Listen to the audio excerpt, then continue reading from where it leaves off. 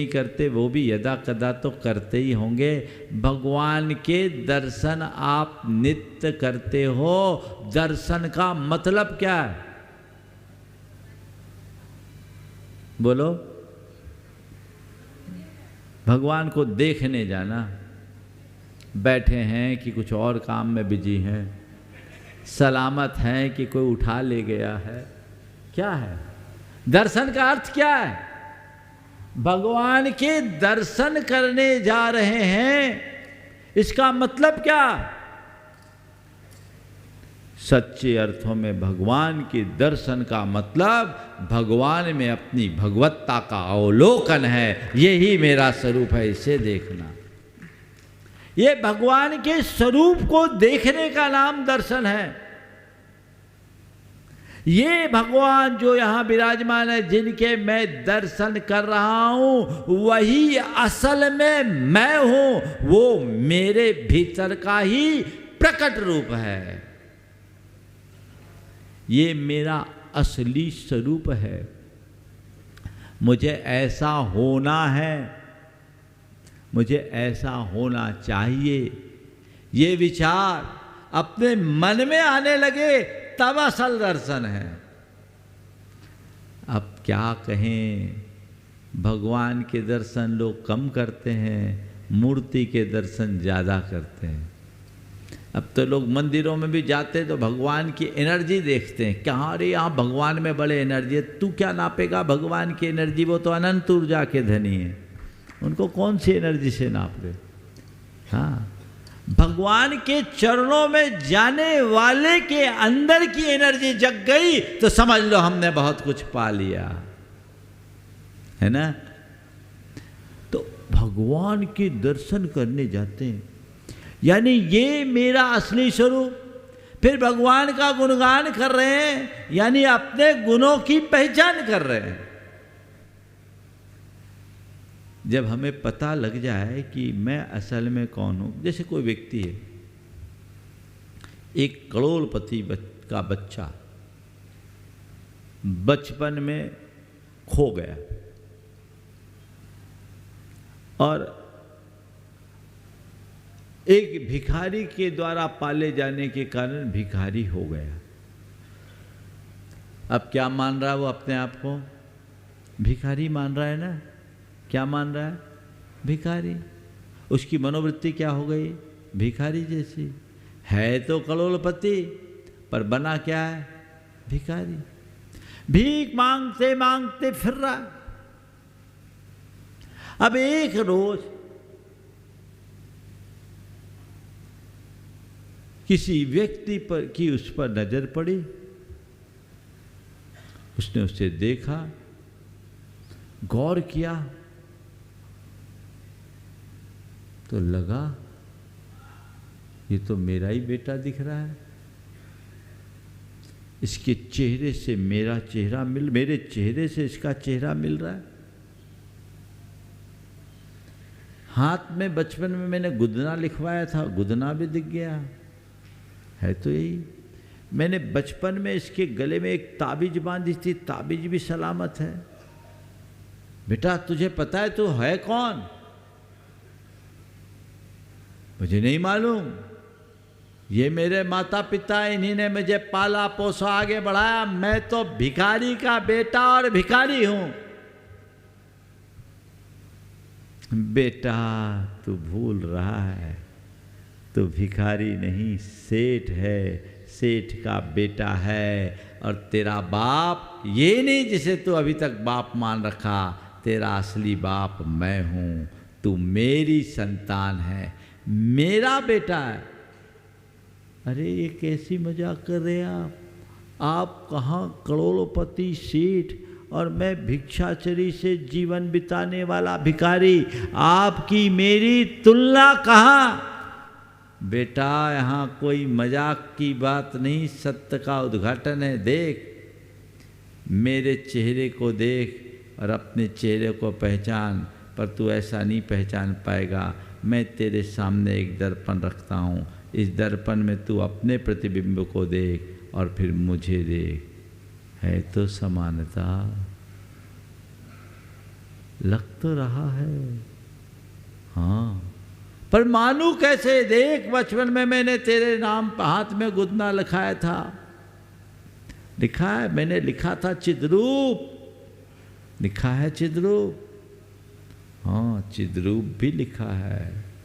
आहा, मैं तो अपने आप को भिखारी माने बैठा था, पर ये चिद्रूप क्यों लिखा? ये चिद्रूप तेरा स्वरूप है, तू पहचान। तू चिद्रूप है, चैतन्य स्वरूप है। और एक बात बताऊं, तेरे गले में ये जो ताबीज है ना, तुझे पता है मैंने बचपन में बड़ी दूरदर्शिता से बांध रखी थी। पता है इसमें क्या? बोले ताबीज है। किसने बांधा? बोले मुझे पता नहीं, मैंने तो जब से होश संभाला तब से देख रहा हूं। बेटा, ये ताबीज भी मैंने ही बांधी थी। उतार इस ताबीज को। ताबीज को उतारा। बोले ताबीज तेरे सम्राट होने का प्रमाण है। ताबीज खोल। ताबीज उतारी, उसके ऊपर के खोल को हटाया। तांबे का खोल था, हटा। तांबे के खोल को हटाते ही दूसरी खोल निकली, उसमें वो चांदी की खोल थी। बोले इसको भी हटा। चांदी की खोल हटाई तो फिर तीसरी खोल निकली, वो सोने की खोल थी। देख के आंखें चमक गई, ये सोना मेरे पास, मेरे गले में बंधा। बोला बेटा यही नहीं रुक, इस सोने के खोल को भी हटा।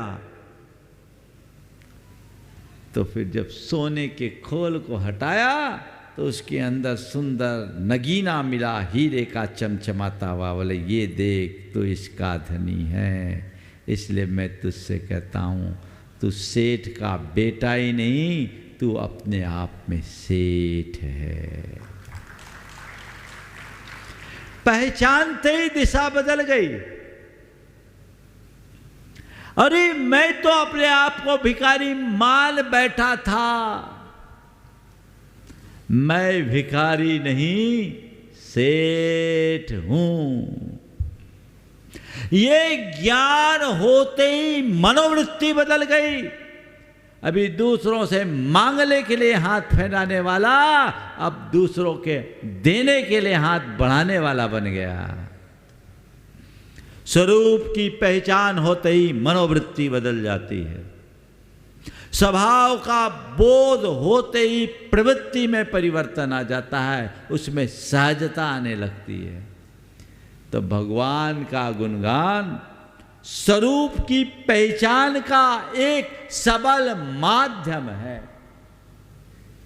प्रभु, आप गुण के कोश हो और मुझ में दोष ही दोष है।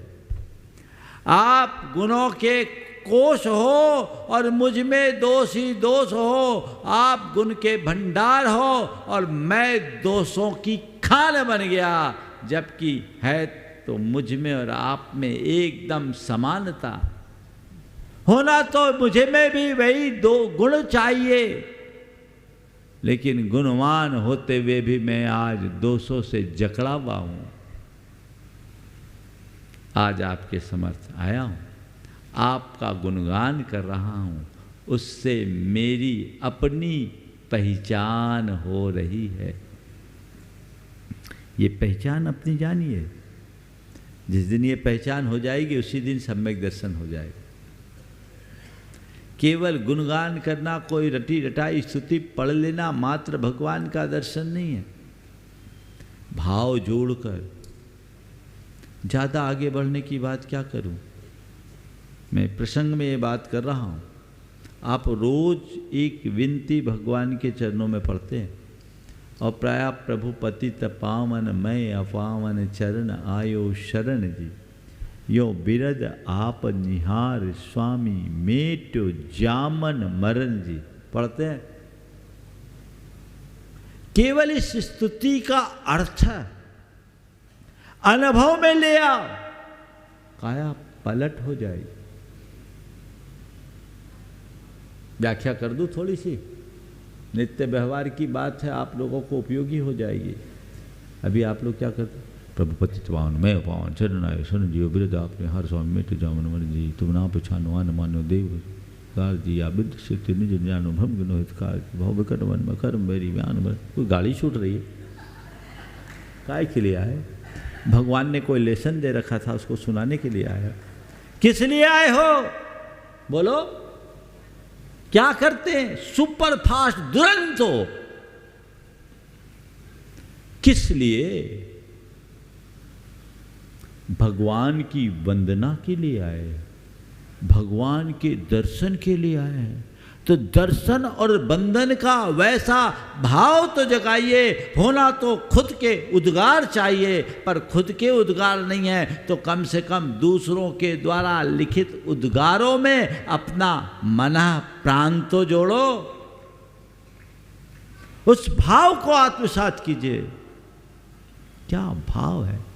प्रभु पतित पावन मैं अपावन चरण आयो शरण जी।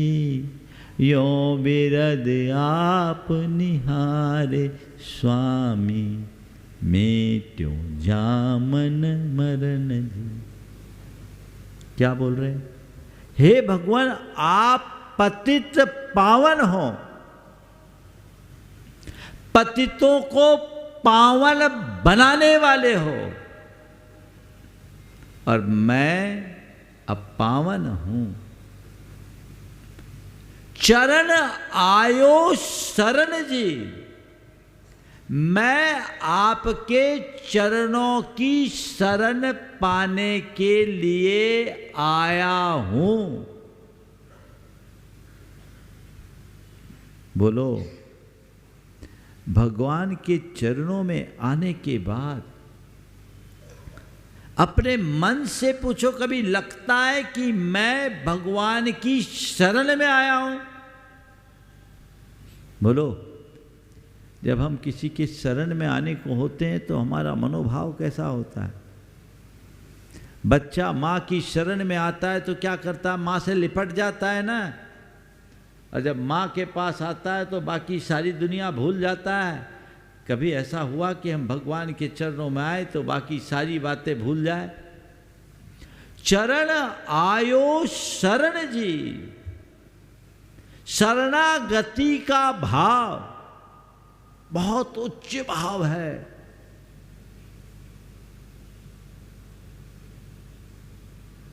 अनन्य हो जाए। भगवान के चरणों में आकर के भी यदि उनके शरण को ना पाए तो क्या पाए? और फिर भगवान से करे, यो बिरद आप निहार स्वामी मेट जान मन मदन जी। हे भगवान, हमने तो आपके बारे में यही सुना कि आप पतित को पावन करने वाले हो। मैं पतित हूँ, आपके चरण में आया हूँ और यही सोच करके आया हूँ कि जो आपकी शरण में आता है उसका उद्धार हो जाता है। तो आप अपना बिरद जानो, आपकी ये गुडविल है उसे पहचानो और मेरा जन्म मरण छुटाओ। अगर मेरा जन्म मरण नहीं छूटा तो मैं तो संसारी था, बना ही रहूँगा, मेरा कोई खास फर्क नहीं पड़ेगा, क्योंकि मैं पहले से पापी रहा हूँ, मैं अपावन हूँ, मैं तो जान ही रहा हूँ। लेकिन नाम आपका खराब होगा, अब आप फिर पतित पावन नहीं कहला सकोगे। क्या व्याजोक्ति अलंकार में अपनी बात कही।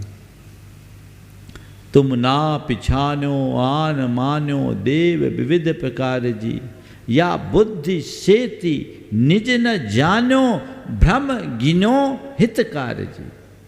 भगवान आपके स्वरूप को नहीं पहचाना और इस दुनिया में चाहे जिसको अपना इष्ट मान लिया, आन मानो देव विविध प्रकार की, या बुद्धि से थी निज न जानो, अपनी इस बुद्धि से अपने स्वरूप को नहीं जाना, अपने आप को नहीं पहचाना, और भ्रम गिनो हितकार को, सत्य को भूल कर भ्रम को ही मैंने हितकारी यथार्थ मान लिया।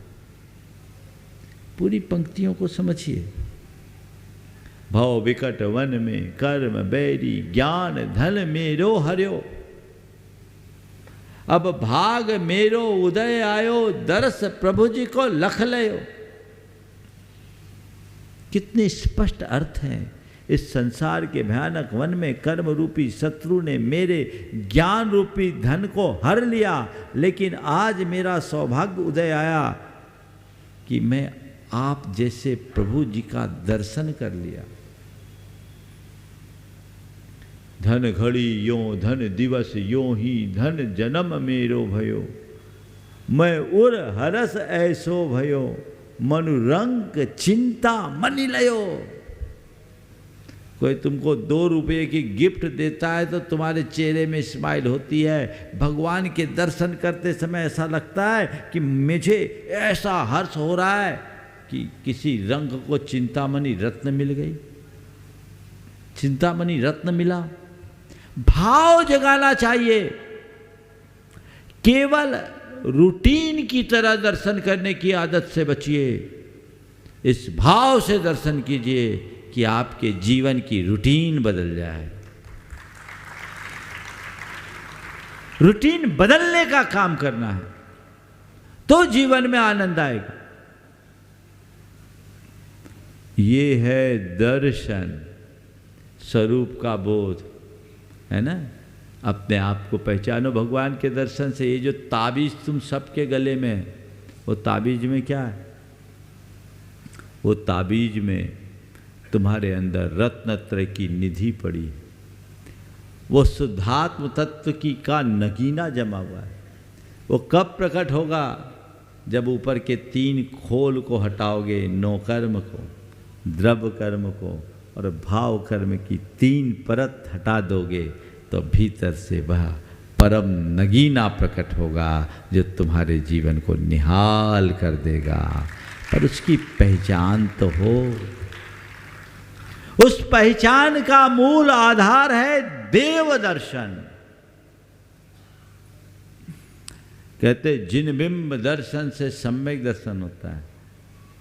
तो आप लोग दर्शन करने वाले को तो पक्का सम्यक दृष्टि होना ही चाहिए। होना चाहिए कि नहीं होना चाहिए? हाँ, सब सम्यक दृष्टि हो। तब होंगे जब जिन बिंब में अपने बिंब को देखोगे। सामने विराजमान भगवान को भगवान की तरह न देखकर अपने असली स्वरूप की तरफ देखो और ये मान के चलो कि ये जो भगवान है वही मैं हूं। तो भगवान तो निशेष गुणों से निरवकाशतया संस्कृत है, उनमें कोई दोष नहीं है। पर दोषों का अभिमान किसका है? कि सारे संसारियों ने हमें अपना रखा है। तो अब बताओ हम आप कौन हो गए? दोषों की खान हुए कि नहीं हुए? अब हमारे अंदर दोष है कि नहीं, पहले तो ये बताओ, है ना। ये दोष कहाँ से आए? अपने आप आए कि हमने उन्हें अपनाया? हाँ, अपने आप आए, अपने आप। उपात क्या किया है? उपात विविधाश्रय जात गर्वे शब्द देखिए। उपात, हमने उन्हें एक्सेप्ट किया है, हमने उन्हें अपनाया है, हमने ही उन्हें स्वीकार किया है। और बताओ जब तक दोषों को स्वीकार करते रहेंगे तो दोष दूर होंगे क्या? बोलो। हाँ, नहीं ना।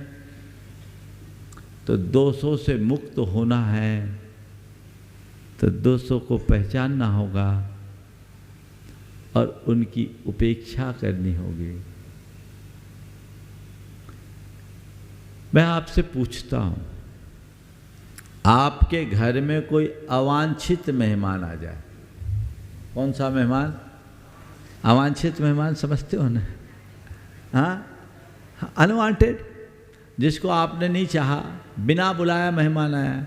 कुछ ऐसे होते हैं जो आमंत्रित होते हैं, जिनको आप इनवाइट करते हैं आदर पूर्वक, वो आता है तो ठीक है। लेकिन जो इनवाइटी भी हो वो घर आके टिक जाए तो अवांछित हो जाता है ना। तो अवांछित मेहमान आए और आप उनकी खूब खातिरदारी करते रहो और सोचे कि कब जाए, इससे कब पिंड छूटे। तो क्या कभी ऐसा होगा? बोलो। अवांछित मेहमान है और आप उसकी खातिरी में लगे रहो तो वो कभी जा पाएगा क्या? हाँ, वो तो कहेगा अच्छा है, इससे अच्छी सेवा पूजा कहाँ होगी, टिके रहो। और उसको भगाना है तो क्या करो, उसकी केयर टेयर बंद कर दो, उसकी देख रेख बंद कर दो, उसकी पूछ परख बंद कर दो, उसका ख्याल ही नहीं करो, उससे बात ही मत करो, उसकी तरफ देखो ही नहीं, अपने आप बोरिया बिस्तर बांध करके चला जाएगा, है ना। लेकिन अभी आप लोग कर क्या रहे हो? हाँ, क्या कर रहे हो? पूरा केयर टेयर, फुल खातिरदारी। अरे महाराज, आप ही लोगों तो सुना अतिथियों का सत्कार करना चाहिए, तो किसका सत्कार हम कर रहे हैं? ये हमें अच्छे से जानने और पहचानने की आवश्यकता है। किसको जाने, किसको पहचाने, कैसे जाने, कैसे पहचाने। हमने अपने दोषों को अपनाया है, इन्हें हटाना है, तो हमें खुद इनके प्रति जागरूक होना होगा। पहली बात, अपने दोषों को दोष के रूप में जानिए, पहचानिए। मेरे अंदर में ये दोष हैं, इन्हें दोष के रूप में जानिए और फिर मानिए कि ये दोष हैं। फिर संकल्पित होइए कि मुझे इन्हें हटाना है और फिर उन्हें हटाने में जुट जाइए। जानिए, उन्हें पहचानिए, मानिए और हटाने के लिए पूरी तरह जुट जाइए। आप देखिएगा, अधिकतर लोग अपने दोषों को दोष मानने के लिए राजी नहीं होते। दोष तो बहुत सारे हैं, सब में, संसार में ऐसा एक भी नहीं है जो ये कहे कि मुझ में एक भी अवगुण नहीं है।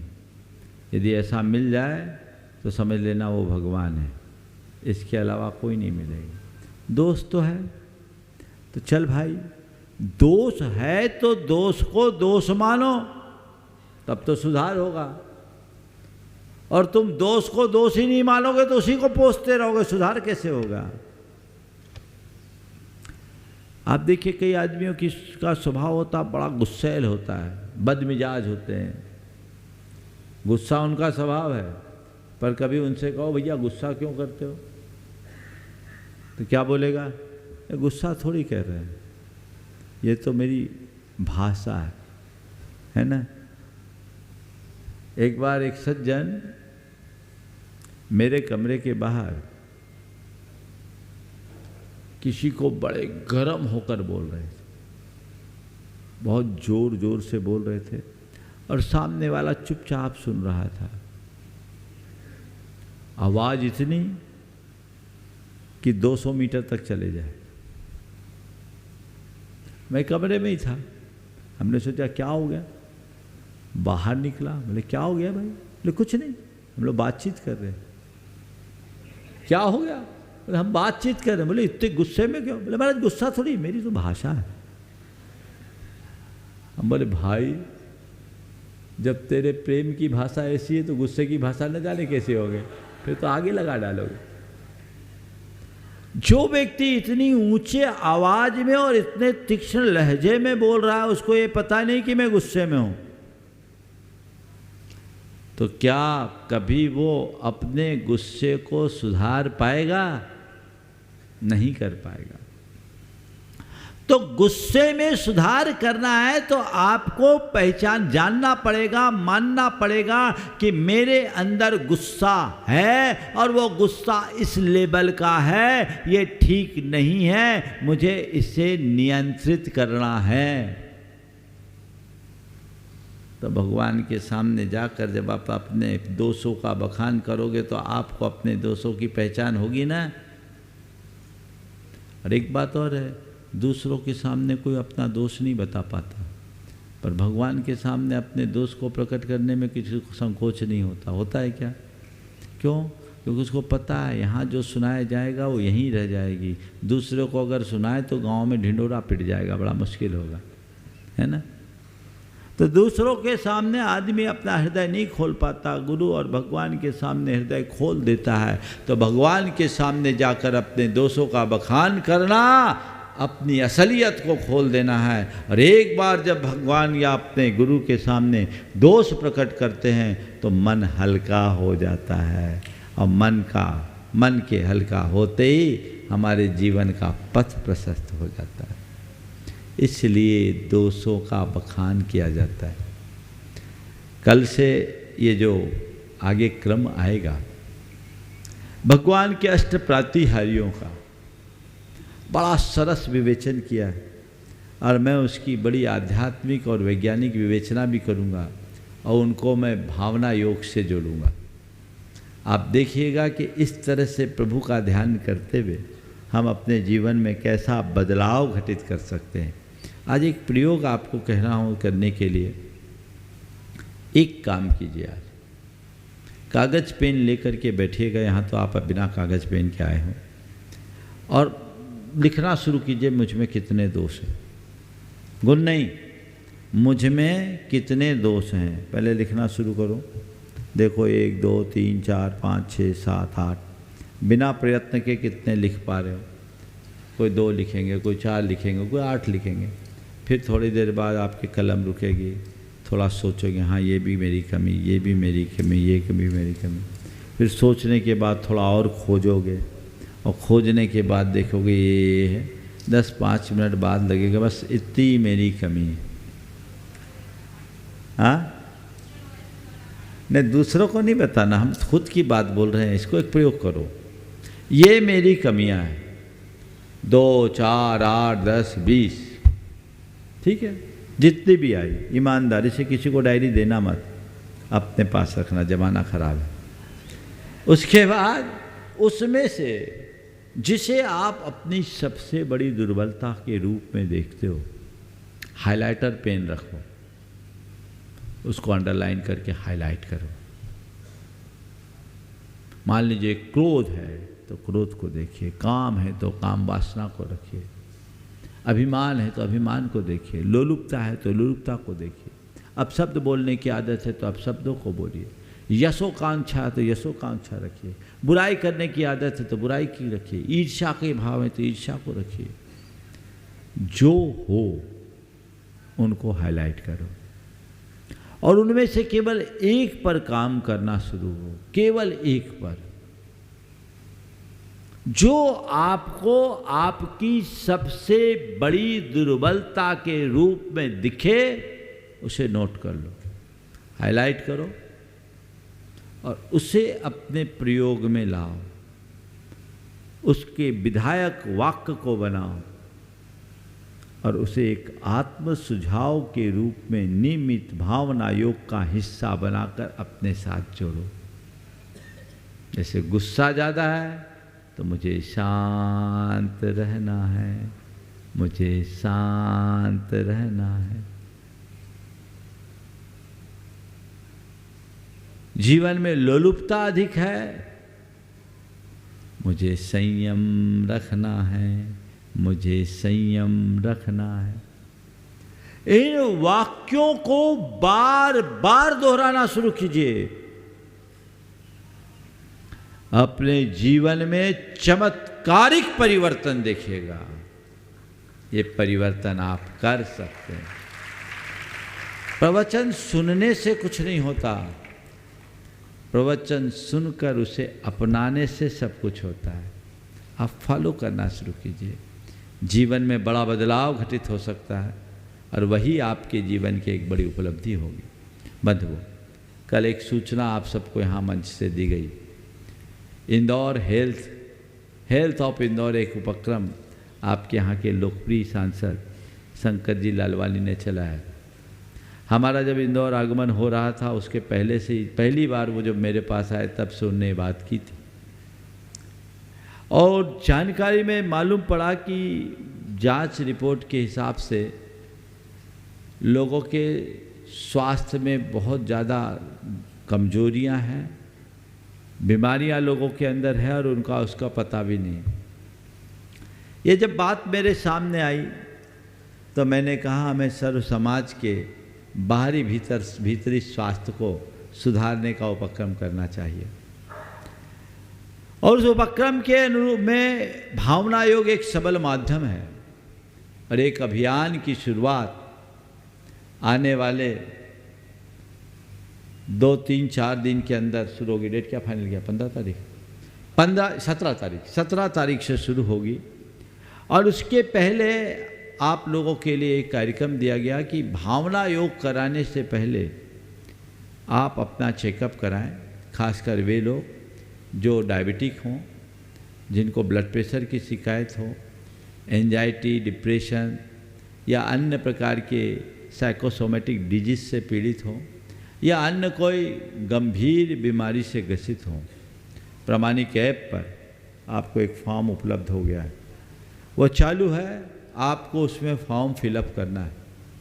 फॉर्म फिलअप करते ही आपके पास सूचना पहुंचेगी, आपका टेस्ट कराया जाएगा। वो निःशुल्क होगा, धर्म प्रभावना समिति के सौजन्य से होगा। आपका टेस्ट होगा और टेस्ट के उपरांत नियमित 17 तारीख से भावना योग कराया जाएगा।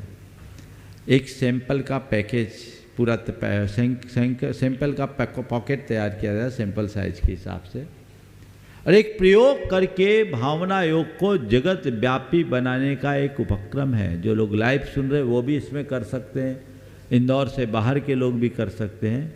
आपकी जांच की वहाँ भी व्यवस्था हो जाएगी और जांच रिपोर्ट आने की आप सुरक्षित रखिएगा। और 17 तारीख शरद पूर्णिमा से यहाँ से मैं उन सब के लिए लाइव ऑनलाइन भावना योग कराऊंगा। और इसके लिए आज मैंने प्रातःकाल, कल मैंने तो बोला था थोड़ा छोटा था, लेकिन पूरा उस पर विचार किया तो एक 24 मिनट का भावना योग बनाया है। 24 मिनट का, मात्र 24 मिनट का, जो आपके सारी बीमारियों को दूर करेगा। वो उनके लिए जिनको ये बीमारियां हैं। आपको नियमित ये भावना योग करना और 1 महीने बाद फिर आपका टेस्ट होगा, फिर 1 महीने बाद, इस तरह 3 महीने में आपके टेस्ट होंगे और उसके हिसाब से आपका पूरा रिपोर्ट तैयार होगा और उस रिपोर्ट को की समीक्षा करके उसे विश्व पटल पर रखी जाएगी। ये एक बहुत बड़ा उपक्रम होगा। तो इसमें वे लोग भी शामिल किए जाएंगे जो पहले